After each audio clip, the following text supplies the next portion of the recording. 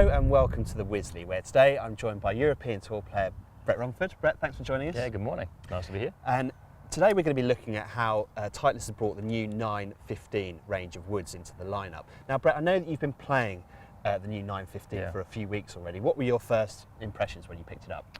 Well, just purely the aesthetics. Noticing the cutout just here, the active recoil channel. Obviously, it's quite thick with the driver, with the hybrids and hybrids.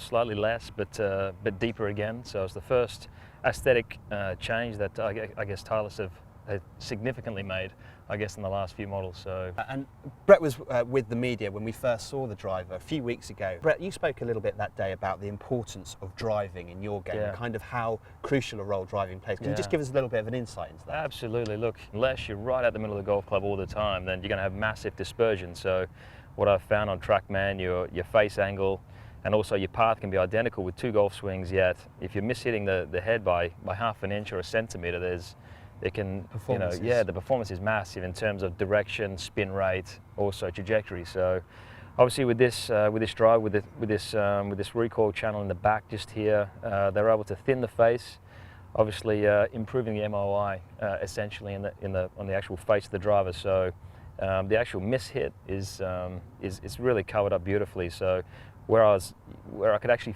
feel a definite toe strike or heel strike or bottom and high on the previous 913, this one here, it's quite muffled. You don't really exactly know where you're striking it. And also, when you're looking at the performance data, which we'll see a bit later on, what's amazing is that you lose very, very little ball speed off the face. So it launches higher, comes off the face faster, and obviously with less spin, obviously there's going to be some performance gains there as well in terms of distance. Okay, so we're going to put this to the test now. So as I say, Brett's had the new driver in play for the last few weeks out on the European Tour, but we're going to sort of take a step back.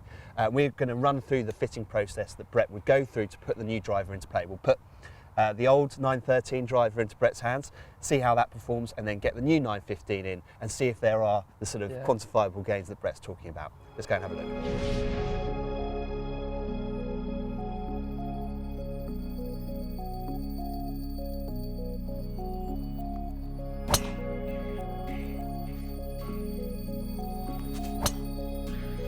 Club speed, way down. Club speed's down. Smash is good, 149, which is good. And spin rate's there, 2,000, almost 900, so just under 3,000. So perfect. Probably a little bit higher than where you would want them. D1? D4? D4. I know my stuff. Yeah, just lofted. By 0.75? Yeah.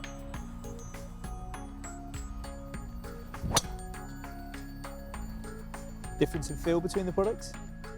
It sounds better, feels harder. Okay. Yeah. Yeah, last one's the longest one you've hit.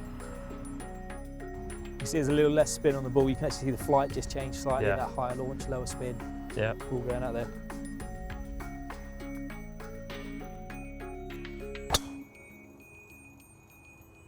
So you can see just straight away, dispersion-wise. Dispersion is the biggest thing, and I've noticed that with the hybrids and hybrids as well. Yeah. Is that the dots do come in?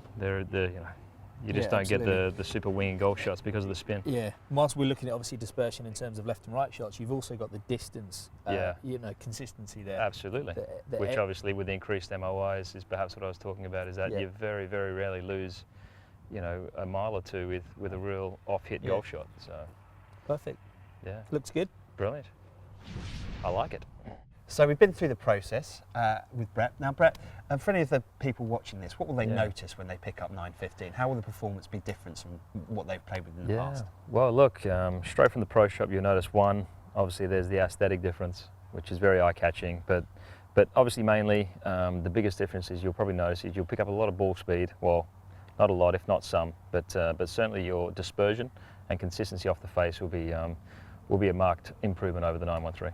Okay, and just talk us through the spec that you've got. I know that you've got the Fujikura shaft and the D3. Why have you gone for that combination? Well, this combination just purely, it's I've been using this shaft now for 2 years, and it's just something that I've just agreed with. So it's 9.5 D3.